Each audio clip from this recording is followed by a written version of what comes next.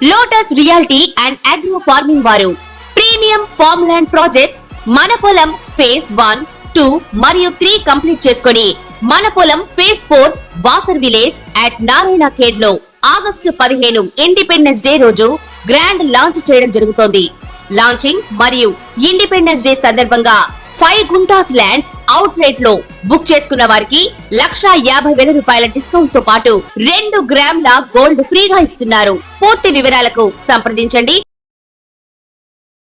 Welcome to our channel. ఇప్పుడు మనం మాట్లాడబోయేది ఈ నెల రాశి ఫలితాలు మనం మాట్లాడబోతున్నాం. ఇప్పుడు సెప్టెంబర్ 2024 ద్వాదశ రాశులకి ఎలా ఉన్నాయో చూద్దాము. ఫస్ట్ రాశి ఫలితాలు అంటేనే మనం మాట్లాడుకునేది ఏంటంటే గోచారం మాట్లాడుకోవాలి. సో ఏ గ్రహాలు ఎక్కడ ఉన్నాయో ఈ నెల చూద్దాం. ఫస్ట్ మనకి కుంభంలోనే శని ఉన్నారు, అందులో కూడా వక్రగతి ఆయనకి నవంబర్ 15th వరకు అలాగే ఉన్నారనమాట.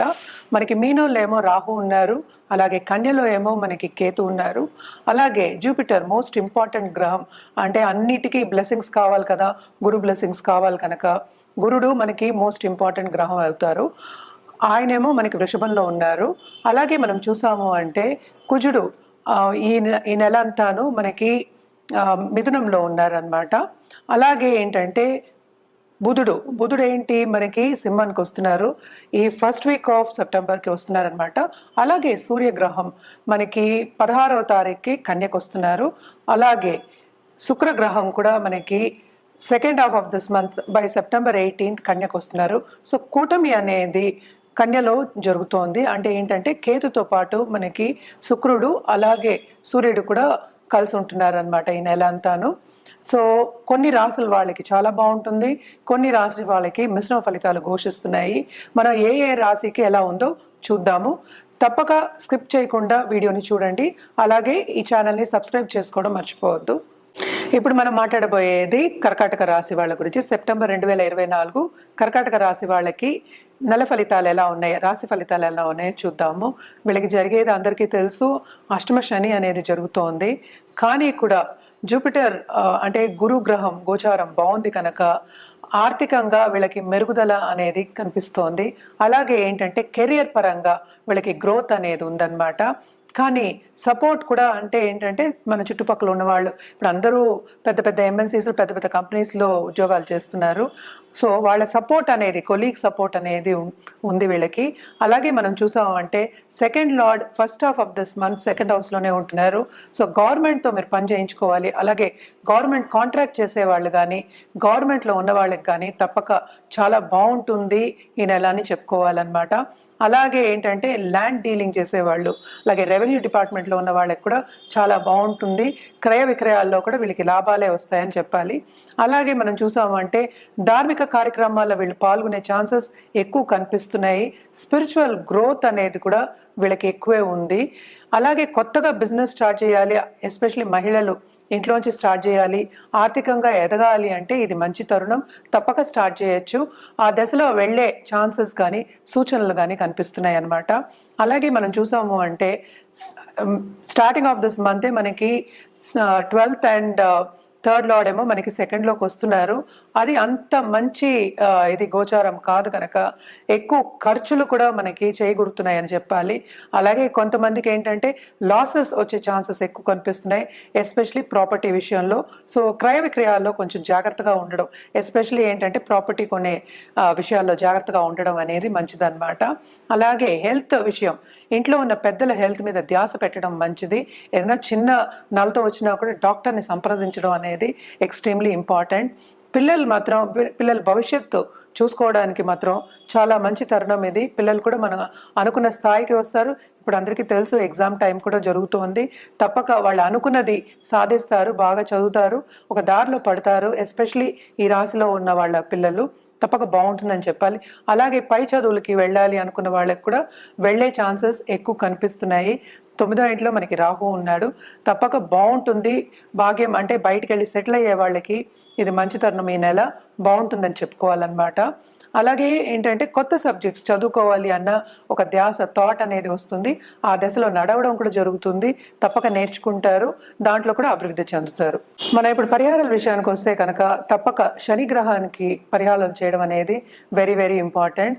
ఎస్పెషల్లీ శనికి ఏం పరిహారాలు చేయాలి అంటే 19,000 సార్లు జపం చేయడం, అలాగే దానం చేయడం అనేది ఒక పద్ధతి. ఇంకోటి ఏంటంటే నవగ్రహాల చుట్టూ ప్రదక్షిణ చేయడం, 108 టైమ్స్ ప్రదక్షిణ చేయడం అనేది ఎక్స్ట్రీమ్లీ ఇంపార్టెంట్ అన్నమాట. అలాగే లక్ష్మీ గణపతి హోమాలు చేయడం కానీ, లక్ష్మీ గణపతికి పూజ చేయడం కానీ ఎవ్రీడే ఎక్స్ట్రీమ్లీ ఇంపార్టెంట్ అనమాట. ఎందుకంటే ఆర్థికంగా కొంత ఇబ్బందులు వస్తాయి కనుక, అవన్నీ ఆబ్స్టకల్స్ కూడా వస్తూ ఉంటాయి కనుక తప్పక ఇవన్నీ నివారణ చేసుకోవాలంటే ఇవన్నీ చేయాలి. అలాగే ఏంటంటే పాలిటీషియన్స్ ఎస్పెషలీ దశ మహావిద్యాలకి చేయడం అనేది ఇంపార్టెంట్. అంటే ఏంటి, కామాఖ్యకి వెళ్ళి పూజ చేసుకోవడం అనేది ఇంపార్టెంట్ అనమాట. అండ్ ఆల్సో మనం చూసాము అంటే మిగతా గ్రహాలకి ఎస్పెషలీ సూర్యగ్రహానికి మన అర్ఘ్యం ఇవ్వడం కానీ, అలాగే ఇంకోటి మోస్ట్ ఇంపార్టెంట్ మనకి ఏంటంటే మనకి గణపతికి అథర్వ శీర్షం చదువుకోవడం ఎవ్రీడే వెరీ వెరీ ఇంపార్టెంట్ అన్నమాట. అండ్ ఆల్సో ఇప్పుడు హెల్త్ విషయంలో ఇబ్బంది పడే వాళ్ళందరికీ తప్పక మహామృత్యుంజయ హోమం చేసుకోవడం ఇంపార్టెంట్. అండ్ నవగ్రహ హోమాలు చేయడం కానీ, అలాగే శాంతి పూజలు చేయడం కానీ చాలా చాలా మంచిది. ఇవన్నీ చేసినప్పటికీ ఏంటంటే లాంగ్ టర్మ్లో మీకు తప్పక పాజిటివ్ రిజల్ట్స్ అనేవి కనిపిస్తాయి. మనం ఈ నెలకే మాట్లాడుకుంటున్నాం, అయినా కూడా ఇవన్నీ చేసిన వాళ్ళకి ఎప్పటికైనా మనం చూసాము పాజిటివ్ రిజల్ట్సే వస్తాయి అన్నమాట. ఎందుకంటే ఈ నెల ఒకటే కాదు కదా, ఇంకా లైఫ్ మూవ్ ఆన్ అవుతూ ఉంటుంది కనుక తప్పక ఇవి చేయడం మూలానే మీకు మంచి పాజిటివ్ రిజల్ట్స్ అనేవి వస్తాయి. ఇది మనం మాట్లాడుకునేది షార్ట్ టర్మ్ ఈ నెలకే. ఇప్పుడు బిజినెస్లో ఎదగాలి, అలాగే పొలిటికల్గా ఎదగాలి అంటే ఒక పదవి రావాలి, స్టేటస్ రావాలి అన్న వాళ్ళకి తప్పక ఏంటంటే శని గ్రహం అనుగ్రహం ఉండాలి, శని కాళ్ళని పట్టుకోవాలన్నమాట. సో తప్పక శనికి నవగ్రహ హోమాలు చేయడం కానీ, అలాగే శనిదానం ఇవ్వడం కానీ చాలా చాలా మంచిది. ఎప్పటికీ నేను చెప్పేది ఏంటంటే వృద్ధాశ్రమంకి వెళ్ళి అన్నదానం చేయడం అనేది వెరీ ఇంపార్టెంట్ అని చెప్తూ ఉంటాను. అది మాత్రం రెగ్యులర్గా చేయాలన్నమాట. శనికి ఏంటంటే ఆయన ఆయుకారకుడు, అలాగే ఏంటంటే కర్మకారకుడు కనుక తప్పక ఈ పరిహారాలన్నీ చేయడం అనేది మంచిది. అందరూ చేయొచ్చు ఈ పరిహారాలు, అది రెగ్యులర్గా చేయాలి, ఒకసారి చేసేసి వదిలేయడానికి కాదనమాట. సో రెగ్యులర్గా చేసినప్పుడు మనకి పాజిటివ్ రిజల్ట్స్ అనేవి ఎక్కువ వస్తూ ఉంటాయి. అలాగే ఏంటంటే పొలిటికల్గా ఎదగాలి అన్నవాళ్ళు, నేను ఇందాక దశ మహావిద్యాల గురించి చెప్తూ ఉన్నాను, బగళాముఖి హోమం అనేది చేయొచ్చు. అలాగే ఏంటంటే చాలామంది మనం పొలిటీషియన్స్ మనం చూస్తూ ఉంటాం కూడా, రాజశ్యామల యాగం అనేది చేస్తూ ఉంటారు. యజ్ఞ యాగాలు చేయడం అనేది చాలా మంచిది. మనమేమో నెలకి మాట్లాడుకుంటున్నాం కనుక మనం హోమాల వరకు ఆపుకున్నాం అనమాట. లేకపోతే యజ్ఞ యాగాలు అనేది తప్పక చేయాలి. చేస్తే ఏంటంటే మనకి ప్లస్కి ప్లస్ చేకూరుతుంది కనుక తప్పక డబుల్ ప్రమోషన్ అనేది తప్పక ఉంటుంది. అలాగే పాజిటివ్ రిజల్ట్స్ అనేవి ఎక్కువ చేకూరుతాయి. అలాగే ధనం వచ్చే, సంపద వచ్చే ఛాన్సెస్ ఎక్కువ కనిపిస్తున్నాయి అన్నమాట. తప్పక బగళాముఖి అనేది పొలిటికల్గా వాళ్ళు ఎదగాలి అన్న వాళ్ళు చేయడం అనేది చాలా మంచిది. ఎస్పెషలీ కామాఖ్యకి వెళ్ళి చేసుకోవచ్చు. అలాగే ఏంటంటే మనకి చెప్పారంటే కూడా మన దగ్గర పురోహితులు కూడా ఉన్నారు. సో ఈ యాగాలు కానీ లేకపోతే పూజలు కానీ ఏదైనా ఒక సొల్యూషన్ కానీ ఒక రెమెడీ చేయాలి అన్నా కానీ జాతక రీత్యా జాతకం చూసిన తర్వాత చెప్పడం జరుగుతుంది. అలాగే ఏంటంటే చేయించడం కూడా జరుగుతుంది అన్నమాట. తప్పగా సంప్రదించండి.